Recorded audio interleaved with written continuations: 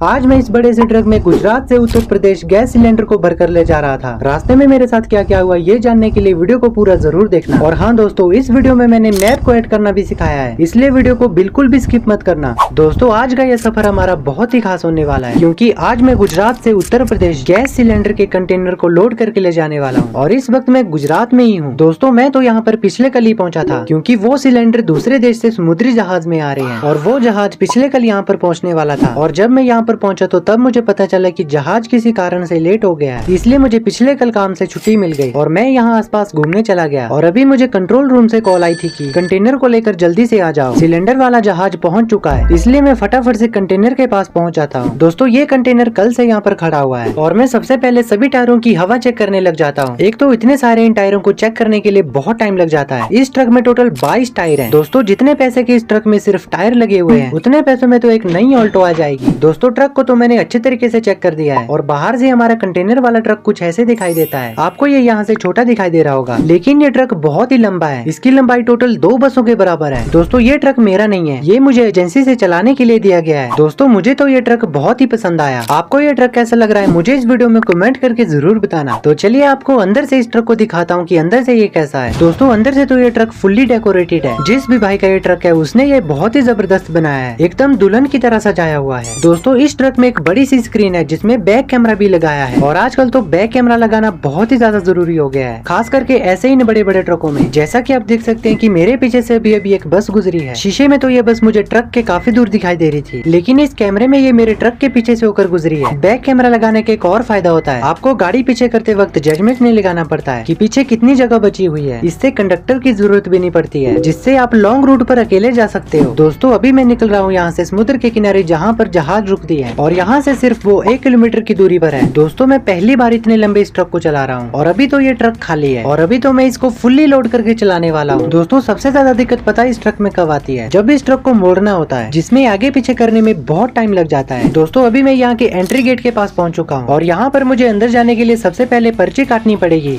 A few moments later. दोस्तों यहाँ की एंट्री पर्ची तो बहुत ही ज्यादा महंगी है। एंट्री करने के लिए उन्होंने मुझसे 2000 रूपए मांगे। मैं उस भाई साहब से बोल रहा था कि नॉर्मल ट्रकों को तो 1000 से 1500 रूपए लगते हैं, तो मुझसे तुम 2000 रूपए क्यों मांग रहे हो। तो वो मुझसे कहने लगा कि आपका ट्रक नॉर्मल ट्रकों से काफी बड़ा है और इसलिए आपको 500 एक्स्ट्रा देना पड़ेगा। जबरदस्ती उसने मेरी जेब से 500 रूपए निकलवा ही दिए। दोस्तों अभी मुझे यहाँ से पानी के ऊपर बने इस पुल से होकर जहाज के पास जाना है। इस पानी के ऊपर ट्रक चलाने से तो मुझे बहुत डर लग रहा है। ये पानी इतना ऊपर तक भरा हुआ है कि ऐसा लग रहा है कि मैं इसमें डूब ही जाऊंगा। लेकिन दोस्तों कुछ भी कहो, यहाँ का ये नजारा बहुत ही खूबसूरत है। और दोस्तों ये है वो जहाज जिसके अंदर हमारे सिलेंडर आए हैं। तो मैं मिलता हूँ आपको ट्रक को लोड करने के बाद। A few moments later. दोस्तों सभी गैस सिलेंडरों को ट्रक में भर दिया है और अभी ये ट्रक पीछे तक पूरा भरा हुआ है। इसको लोड करने के लिए टोटल 20-25 लोग लगे हुए थे और फिर भी इसको लोड करने के लिए 2 घंटे लग गए। दोस्तों यहाँ से समुद्र की ठंडी ठंडी हवाएं ट्रक के अंदर आ रही है, लेकिन मेरे मन में अभी एक ही बात चल रही है, सुरक्षित तरीके से इस ट्रक को उत्तर प्रदेश पहुँचाना है। दोस्तों इस ट्रिप में मुझे बहुत ही सावधानी बरतनी पड़ेगी, इससे सिर्फ मुझे नहीं बाकी लोगों को भी बहुत खतरा हो सकता है। दोस्तों आज से पहले मैंने कभी भी ऐसा रिस्क वाला सामान नहीं ढोया है, इसलिए मुझे पहली बार इस ट्रिप को करने के लिए थोड़ा सा डर लग रहा है। मैं आपको एक सच्ची बात बताता हूँ, मुझे अपने ही घर के सिलेंडर से डर होती है, क्योंकि मेरा रूम किचन के साथ में ही है और रात को सोने से पहले मैं सिलेंडर को 10 बार चेक करता हूँ कि कहीं सिलेंडर की गैस लीक तो नहीं हो रही है। अगर सिलेंडर फट जाता है तो सबसे पहले मेरी बारी आएगी। दोस्तों क्या आप लोग भी ऐसा सोचते हो, मुझे कमेंट में जरूर बताना। दोस्तों अभी मैं यहाँ पर डिस्पैच फॉर्म बनाने के लिए आया हूँ।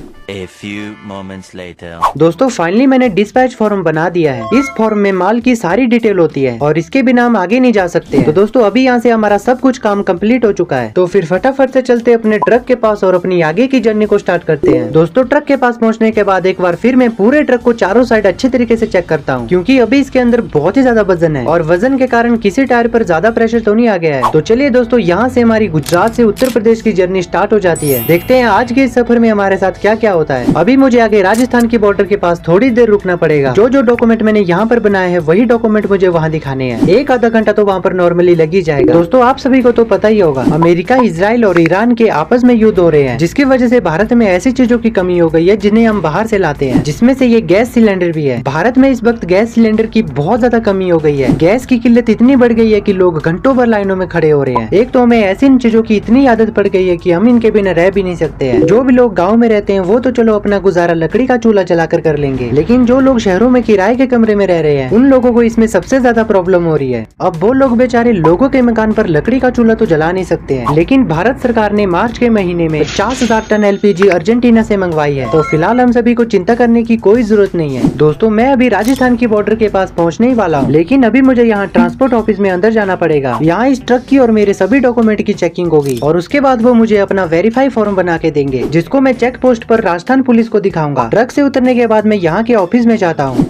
A few moments later. दोस्तों मेरा सारा काम हो गया है, तो चलिए यहाँ से आगे की ओर निकल जाते हैं। और हाँ दोस्तों, मैंने आपको पिछले वीडियो में कहा था कि मैं आपको इस गेम में गाड़ियों को ऐड करना और मैप को ऐड करना सिखाऊंगा। मैंने आपसे पूछा था कि आप पहले क्या सीखना चाहते हो, गाड़ियों को ऐड करना या मैप को ऐड करना, और उस वीडियो में सबसे ज्यादा कमेंट्स मैप को ऐड करने के आए थे, और इसलिए मैं आपको इसी वीडियो में मैप को ऐड करना सिखाऊंगा। इसलिए दोस्तों वीडियो को पूरा जरूर देखना ताकि आप एक भी चीज को मिस न कर पाओ। दोस्तों जैसे ही मैं राजस्थान को क्रॉस कर रहा था तो मेरी नजर ट्रक के डीजल मीटर पर चली जाती है, जिसमें डीजल बहुत कम बचा हुआ था। वैसे तो मैंने इसमें पिछले कल ही फुल टैंकी करवाई हुई थी, लेकिन आप देख ही सकते हैं कि इतना बड़ा ट्रक और ऊपर से फुल्ली लोडेड, तेल तो ज्यादा पिएगा ही। दोस्तों कभी कभी मैं सोचता हूँ कि लगभग पूरी दुनिया के साइंटिस्ट चांद पर पहुंच चुके हैं, लेकिन अभी तक ऐसी गाड़ी नहीं बनी है जो पानी से चल सकती हो। और ऊपर से भारत में तेल की कीमत जो दिन प्रतिदिन बढ़ती ही जा रही है। दोस्तों अभी मैं यहाँ से आगे कच्चे रास्ते से होकर जा रहा था और आगे में एक मोड़ के पास बस के साथ फंस गया, लेकिन मैंने उस बस वाले से कहा कि मेरा ट्रक फुल्ली लोडेड है, इसलिए मैं ट्रक को पीछे नहीं कर सकता, तो तू ही अपनी बस को पीछे कर ले, क्योंकि उसकी बस पूरी खाली थी। लेकिन उसने अपनी बस को इतनी पीछे किया कि नाली में गिरते गिरते बच गया। शायद वो भाई बेचारा नया ड्राइवर होगा। दोस्तों उसके बाद मैंने आगे रास्ते में कुछ ऐसी चीज देखी जिससे मुझे लगा कि आप सभी लोगों को भी दिखा दूं। और यहाँ पर तो बहुत ही सारी मशीनें लगी हुई थी। दोस्तों जो घर बनाते वक्त छोटी छोटी बजरी या पत्थर लगते हैं वो यहाँ पर इन मशीनों से बनती है, और फिर इन मशीनों से बजरी को एक जगह इकट्ठा करके यहाँ से इन्हें ट्रकों में भरकर भेजा जाता है। दोस्तों उसके बाद मैं जल्दी से चला जाता हूँ अपने ट्रक के पास, क्योंकि मैंने अपने ट्रक को आधा रोड में ही रखा था और सामने से एक दूसरा ट्रक वाला भाई मुझे हॉर्न बजा रहा था। A few